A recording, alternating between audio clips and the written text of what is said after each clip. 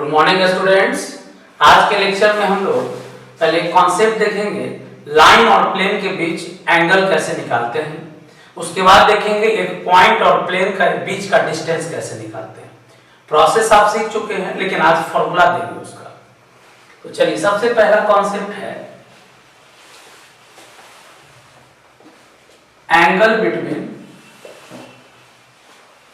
Line and a plane.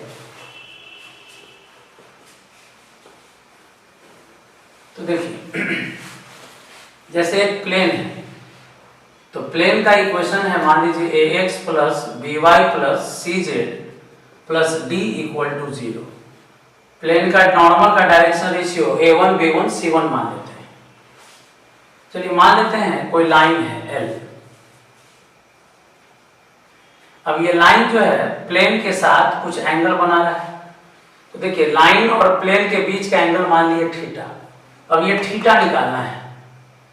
तो देखिए, plane के साथ एंगल का कोई फॉर्मूला नहीं है, हम लोग को बस ये थीटा निकालना है। लेकिन देखिए, थीटा निकालने में मदद कौन करेगा? तो प्लेन का डायरेक्शन रेशियो नहीं है, नॉर्मल का डायरेक्शन रेशियो होता है। मान लेते हैं ये नॉर्मल है n। तो अगर ये एंगल थीटा है, तो इस एंगल को कुछ देर के लिए हम लोग क्या मान लेते हैं? फाई। तो अगर फाई पता हो जाएगा तो 90 से घटा देंगे तो थीटा पता हो जाएगा। मान लीजिए 30 डिग्री, तो ये 60 डिग्री हो जाएगा। तो पहले हम लोग नॉर्मल और लाइन के बीच एंगल निकालेंगे और उसको 90 से घटा लेंगे तो प्लेन और लाइन के बीच एंगल मिल जाएगा। तो सबसे पहले दो लाइन के बीच एंगल निकालना हो तो दोनों लाइन का डायरेक्शन रेशियो लिखते हैं। तो देखिए, डायरेक्शन रेशियो ऑफ लाइन, तो चलिए लाइन का मान लीजिए इक्वेशन है x minus x1 by A, y minus y1 by B, z minus z1 by C, a2 b2 c2। तो देखिए, लाइन का डायरेक्शन रेशियो क्या लिए? a2 b2 c2। Direction ratio normal का लीजिए, नॉर्मल टू द प्लेन। बताइए, plane के normal का डायरेक्शन रेशियो कौन देता है? x y z का कोफिशिएंट a1 b1 c1। अब देखिए, नॉर्मल और लाइन के बीच एंगल है फाई।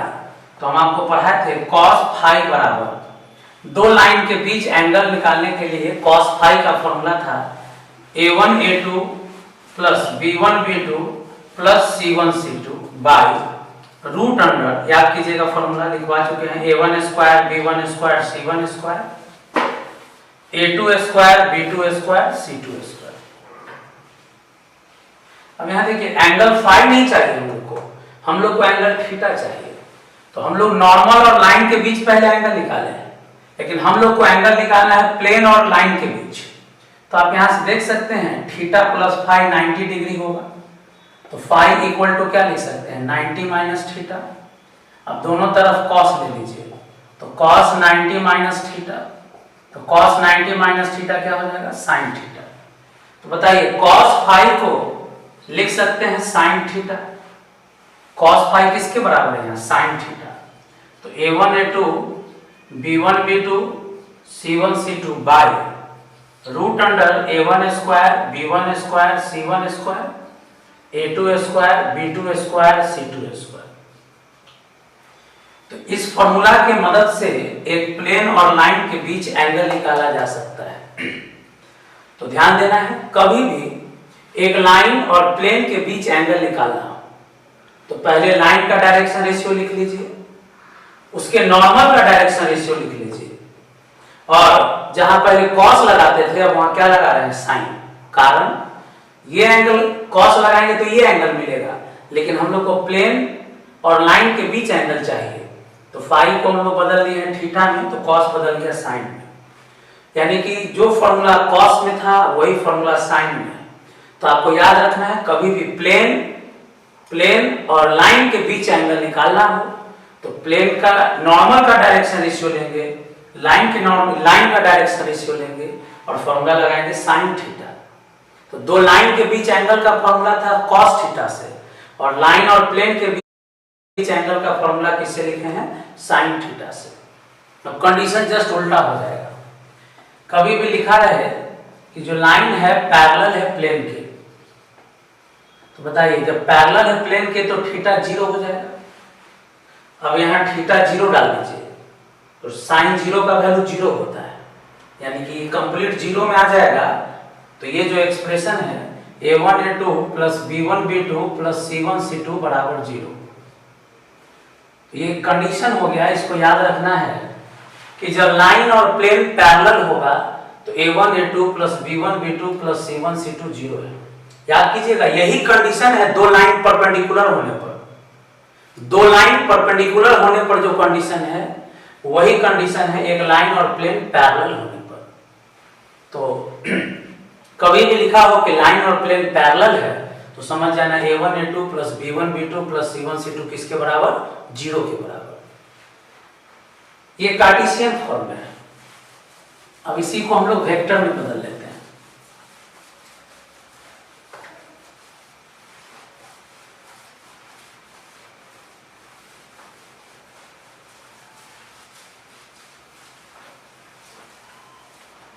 चलिए देखिएगा, vector form for angle between line and plane. Same concept देखेंगे किस फॉर्म में? Vector form. देखिए लाइन का इक्वेशन पर है r बराबर a प्लस लैम्डा बी, और प्लेन का इक्वेशन पर है हम लोग r डॉट n बराबर d। लाइन का इक्वेशन है वेक्टर फॉर्म में r बराबर a plus lambda d। Plane का वेक्टर फॉर्म में इक्वेशन है r डॉट n बराबर d। हम लोग का टारगेट है एक प्लेन, एक लाइन। देखिए ये प्लेन और लाइन के बीच एंगल निकालना है थीटा। तो हम बार बार कर रहे हैं कि पहले नॉर्मल से काम करेंगे। लाइन और नॉर्मल के बीच का एंगल निकाल लेंगे फाई। अभी बताएं कि थीटा प्लस फाई कितना डिग्री है? 90 डिग्री। तो फाई बराबर क्या लिखेंगे? 90 माइनस थीटा। तो कॉस फाई बराबर हो जाएगा कॉस 90 माइनस थीटा, यानी कि जहां कॉस फाई आएगा वहां साइन थीटा लिखेंगे। अब बताइए लाइन का इक्वेशन में ए फिक्स पॉइंट होता है और लैम्डा बी डायरेक्शन रेशियो से बना वेक्टर होता है। तो याद होगा लाइन पर जो वेक्टर होता है ये बी होता है। बी लाइन के डायरेक्शन रेशियो से बना होता है और प्लेन का नॉर्मल है n, यानी कि अब लाइन और प्लेन के बीच एंगल निकालना है थीटा। तो देखिए पहले नॉर्मल पता है और वेक्टर बी पता है, तो दोनों के बीच का एंगल निकाल लेंगे फाई, और फाई को 90 से घटा देंगे तो थीटा मिल जाएगा। तब आपको पढ़ाए थे दो वेक्टर के बीच एंगल। एक वेक्टर है बी, लाइन का डायरेक्शन देगा बी और प्लेन का डायरेक्शन देगा नॉर्मल। दोनों के बीच एंगल निकालना है। दो वेक्टर के बीच एंगल निकालना है फाई। तो बता दें कॉस फाई बराबर B dot N by B का मैग्नीट्यूड n का magnitude, a dot b by a का मैग्नीट्यूड b का मैग्नीट्यूड, और cos फाई किसके बराबर है? साइन थीटा के। तो देखिए साइन थीटा बराबर हो गया b dot n by vector b का मैग्नीट्यूड n का मैग्नीट्यूड। तो जो फॉर्मूला अभी कार्टेशियन में लिखे थे वही फॉर्मूला लिखा हुआ है वेक्टर में। अगर लाइन का वेक्टर फॉर्म है, प्लेन का वेक्टर फॉर्म है, तो लाइन में b वेक्टर रहेगा और प्लेन का नॉर्मल वेक्टर लेंगे और फॉर्मूला लगाएंगे साइन थीटा बराबर b डॉट n। जो फॉर्मूला कॉस में है अब वो किस में बदल जा रहा है? साइन में। इसी तरह से अगर लिखा हो एक plane is parallel to line, बताइए प्लेन और लाइन पैरेलल है तो इस केस में थीटा 0 डिग्री, तो साइन 0 का वैल्यू 0, सारा कुछ 0 में आ जाएगा, यानी b डॉट n हो जाएगा 0। तो आप इसको ऐसे भी समझ सकते हैं, जैसे ये प्लेन है और ये लाइन है। प्लेन हो गया और ये लाइन हो गया और ये इसका नॉर्मल है। पढ़ाए हैं कि लाइन पर वेक्टर b होता है, लाइन पर वेक्टर b होता है और ये नॉर्मल है। तो देखिए जब प्लेन और लाइन पैरेलल है, जब प्लेन और लाइन पैरेलल है तो जो नॉर्मल है लाइन पर क्या है? परपेंडिकुलर है। तो परपेंडिकुलर में पढ़े हैं डॉट प्रोडक्ट 0 होता है। तो कहानी वही है, बस एंगल मापने का तरीका यहाँ बदला हुआ है। तो कभी भी लिखा हो दो, एक लाइन और एक प्लेन के बीच, तो जहां फॉर्मूला में कॉस था वहां क्या आ जा रहा है? साइन। जो कंडीशन परपेंडिकुलर था वो कंडीशन पैरेलल में लग रहा है। कहने के लिए लाइन और प्लेन पैरेलल है, लेकिन नॉर्मल इस पर क्या है, परपेंडिकुलर है, इसलिए दोनों का डॉट प्रोडक्ट 0 होगा।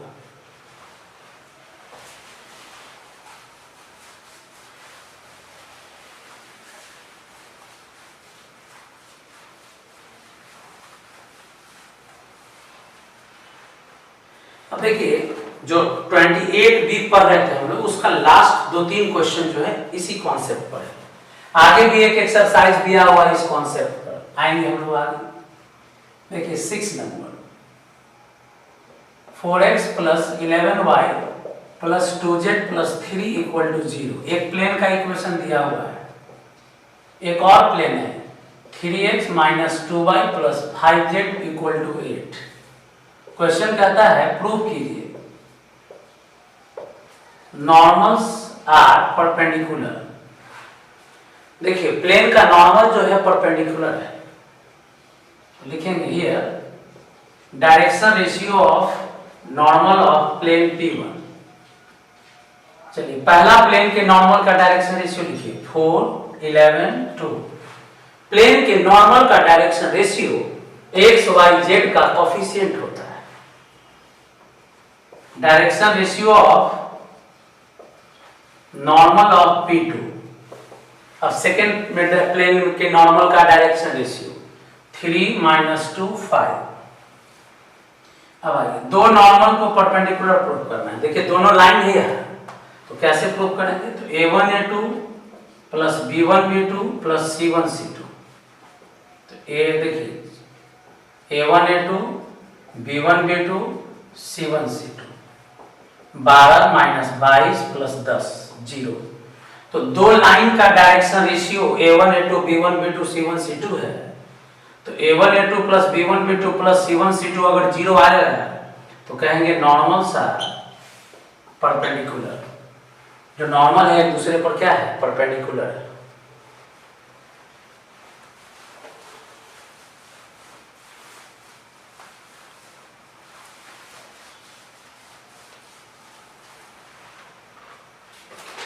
देखिएगा नेक्स्ट 27। एक लाइन है r = 2y - 2j + 3k lambda I - j + 4k, और एक प्लेन है r dot I + 5j + k। अब देखिए क्वेश्चन क्या कहता है, क्वेश्चन कहता है कि प्रूव कीजिए कि लाइन जो है पैरेलल है प्लेन की। देखिए एक लाइन है और एक प्लेन है, पैरेलल प्रूफ करना है। तो आप ऐसे समझिए जैसे ये प्लेन है और ये लाइन है, तो लाइन और प्लेन पैरेलल है, तो जो प्लेन का नॉर्मल है वो लाइन पर क्या होगा, परपेंडिकुलर होगा।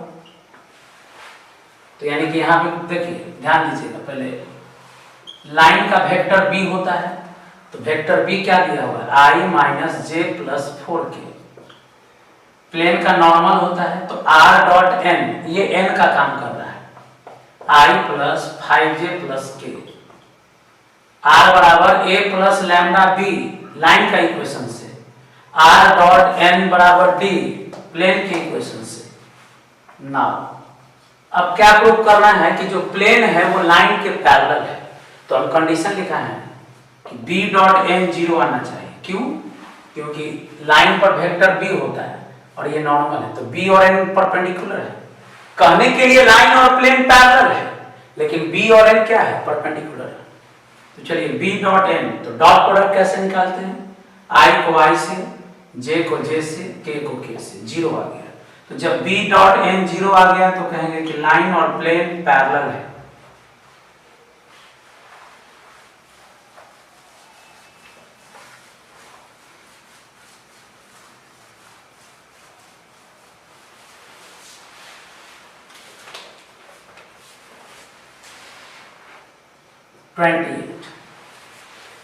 Find the equation of plane which is at distance of 3 units from origin and normal to which is equally inclined to coordinate axis। देखिए बहुत बढ़िया क्वेश्चन है। शॉर्ट क्वेश्चन, ऑरिजिन का डिस्टेंस प्लेन से दिया हुआ, distance of origin from plane. तो याद होगा, बताए थे कि ऑरिजिन का प्लेन से डिस्टेंस को स्मॉल p से लिखते हैं, और ये दिया हुआ है 3√3 यूनिट। ऑरिजिन का डिस्टेंस प्लेन से दिया है 3√3। ऑल्सो लिखा है कि जो नॉर्मल है, normal is equally inclined with coordinate axis.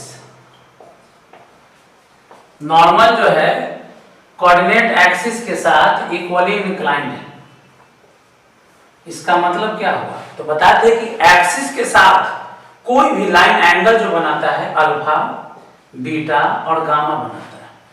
अब क्वेश्चन लिखा हुआ है कि लाइन इक्वली इंक्लाइंड है कोऑर्डिनेट एक्सिस के साथ, तो कभी भी ये बात अगर लिखा हो कि एक्सिस के साथ इक्वली इंक्लाइंड है, it means alpha, beta, gamma equal है।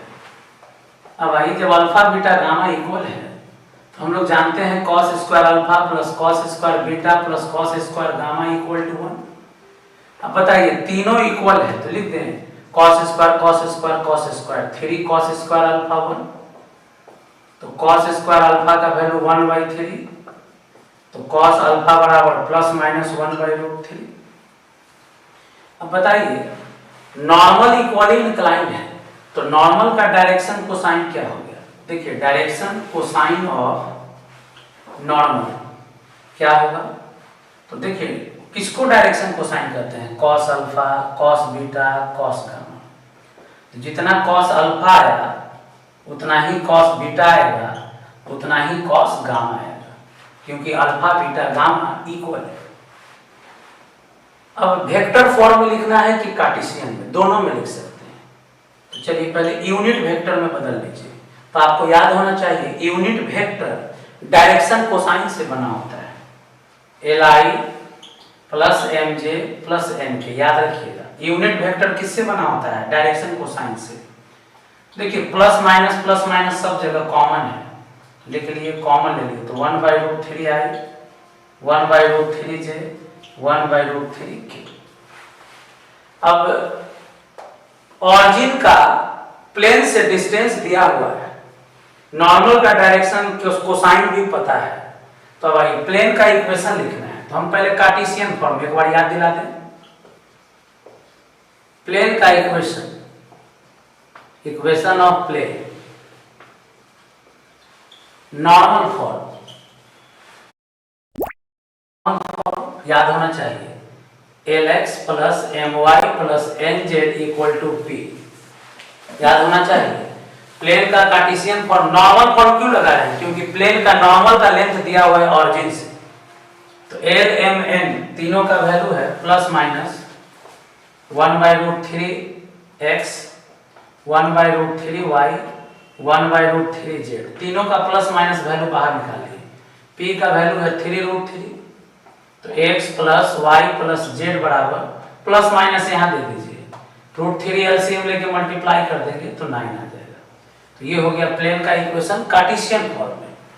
अब मान लीजिए वेक्टर फॉर्म में लिखना है, तो वेक्टर फॉर्म में पढ़ाए थे नॉर्मल फॉर्म, r.n बराबर p। जब भी ऑरिजिन से प्लेन का डिस्टेंस p दिया हो तो कार्टेशियन में ये लगाते हैं, नॉर्मल में r.n बराबर p। याद रखिएगा, यहाँ n यूनिट वेक्टर है तो यूनिट वेक्टर डायरेक्शन कोसाइन से बना होता है। तो 1/√3 आई, 1/√3j, 1/√3k equal to p क्या है? 3√3। अब देखिए, प्लस माइनस है, सब में था प्लस माइनस, यहाँ प्लस माइनस दे देते हैं। तो r.i plus j plus k, plus minus इसके पास दे दीजिए, √3 मल्टीप्लाई हो जाएगा एलसीएम लेके तो 9। तो ये आ गया प्लेन के का इक्वेशन वेक्टर फॉर्म में।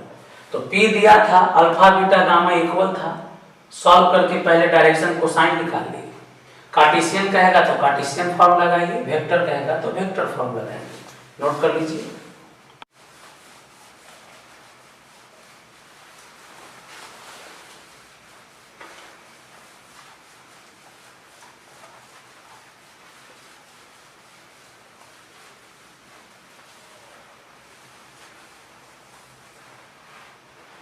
चलिए एक और देखिए क्वेश्चन इस तरह का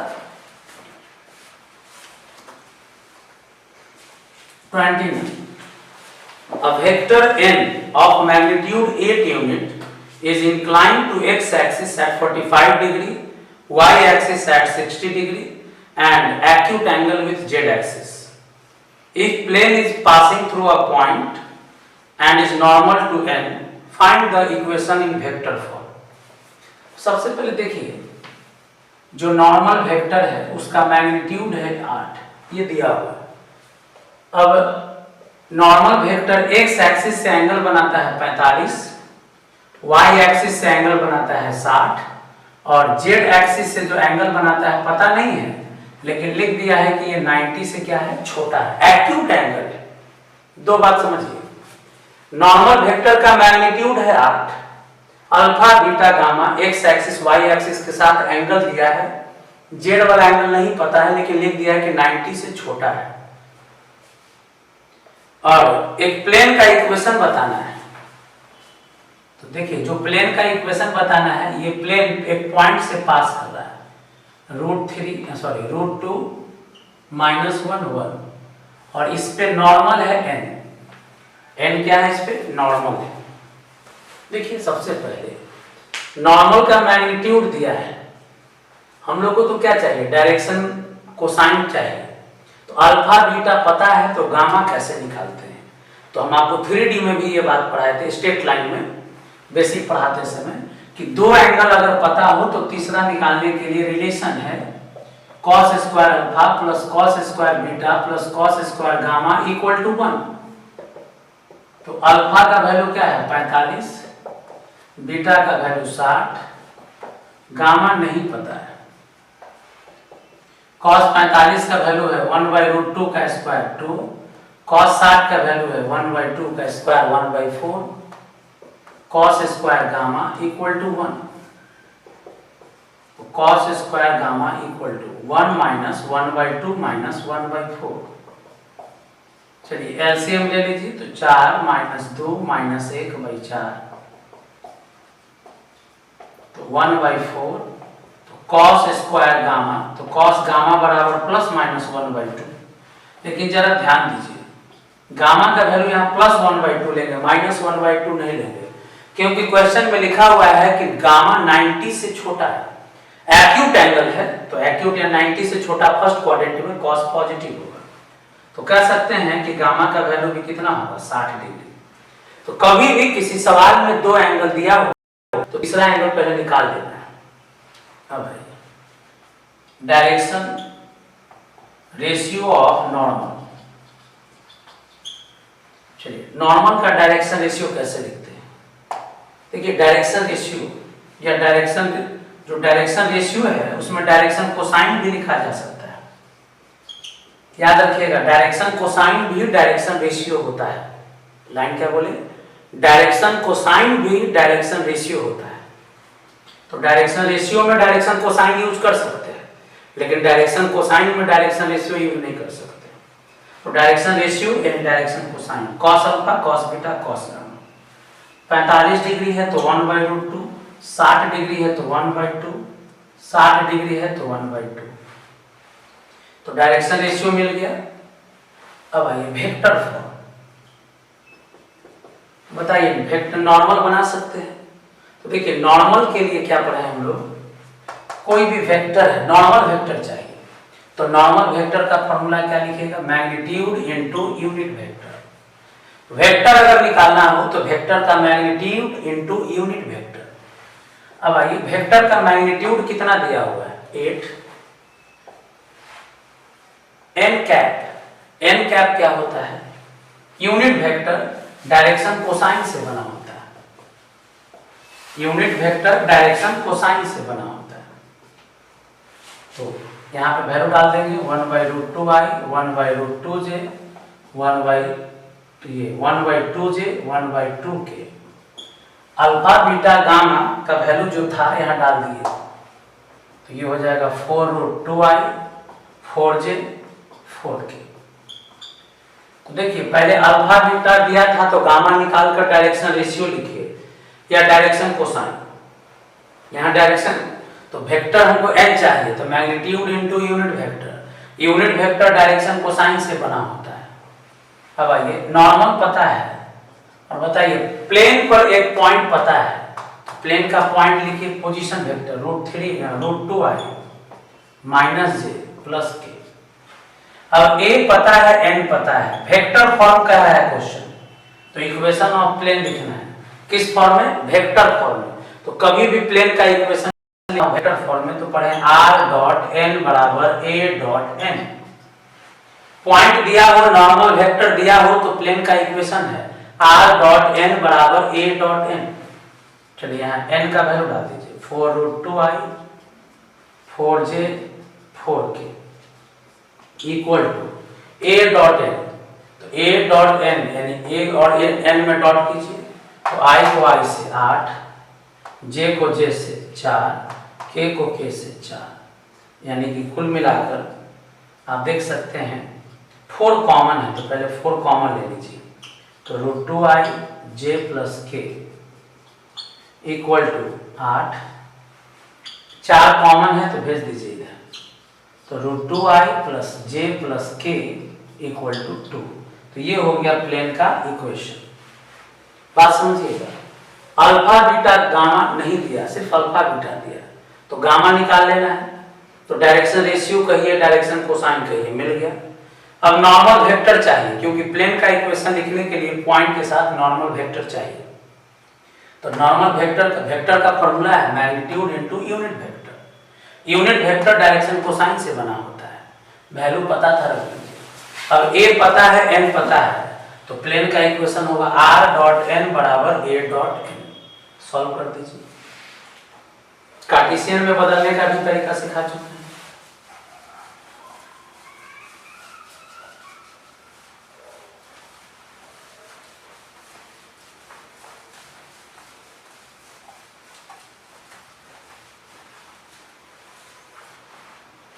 एक और देखिए, लास्ट क्वेश्चन इस एक्सरसाइज का। Find the vector equation of line passing through a point. एक पॉइंट दिया है,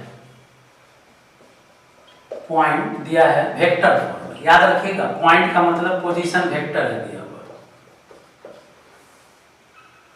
परपेंडिकुलर टू द प्लेन।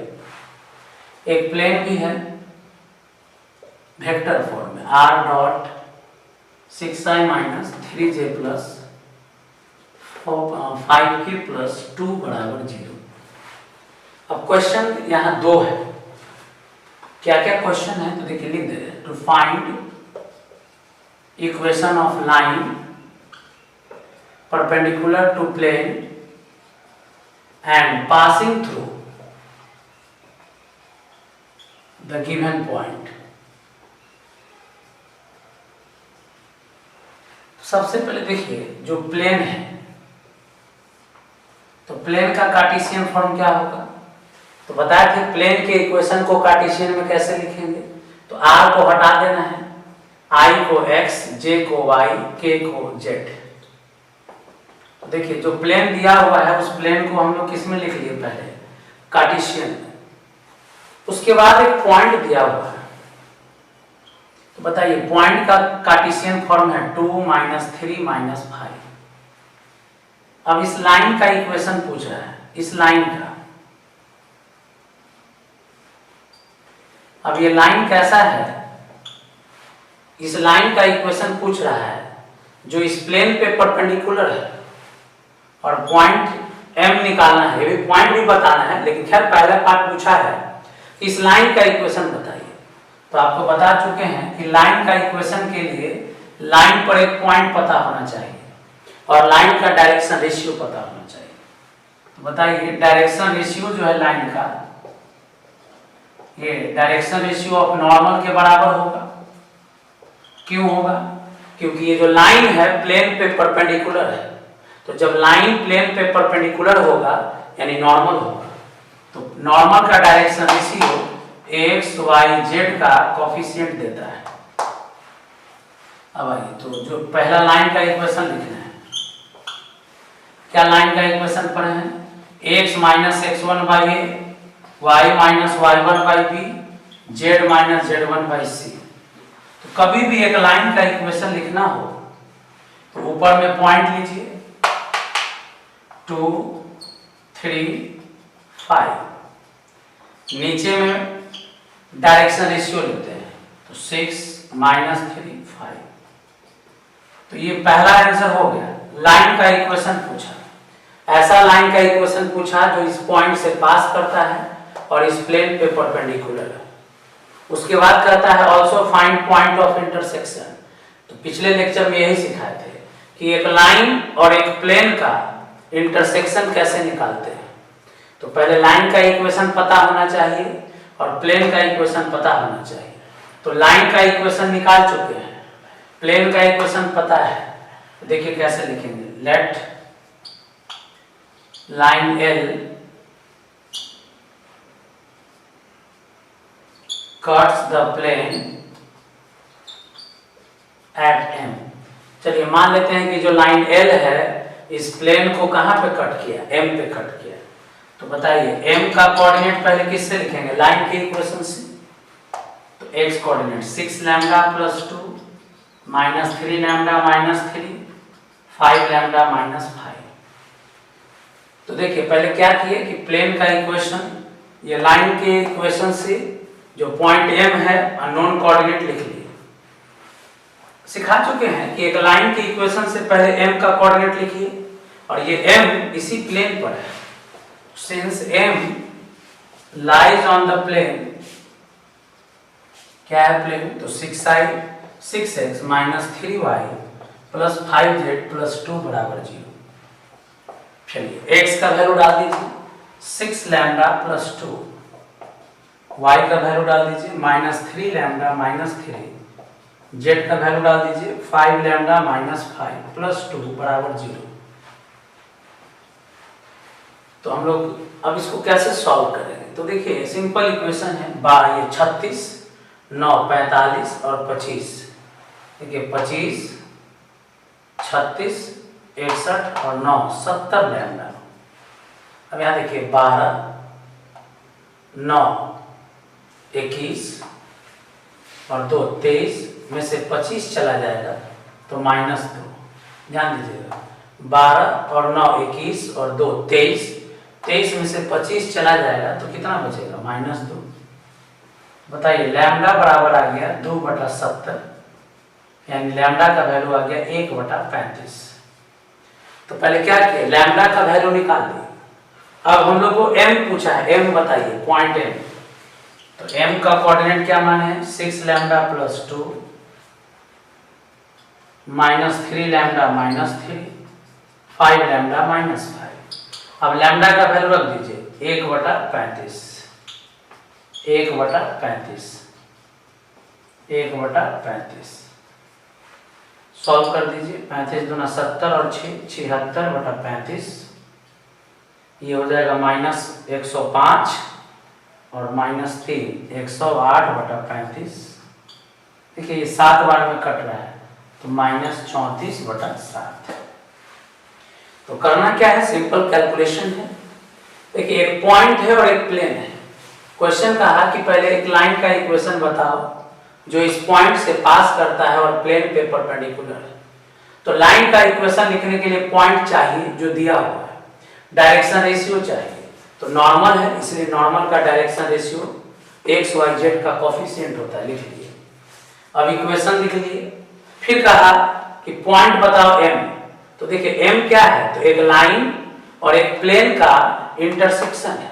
तो हम बार बार कह रहे हैं कि एक लाइन और प्लेन का इंटरसेक्शन निकालना हो तो पहले m का पॉइंट का कोऑर्डिनेट लिखिए लाइन के इक्वेशन से लैम्डा के फॉर्म में, और इस पॉइंट को फिर प्लेन में पुट कर दीजिए।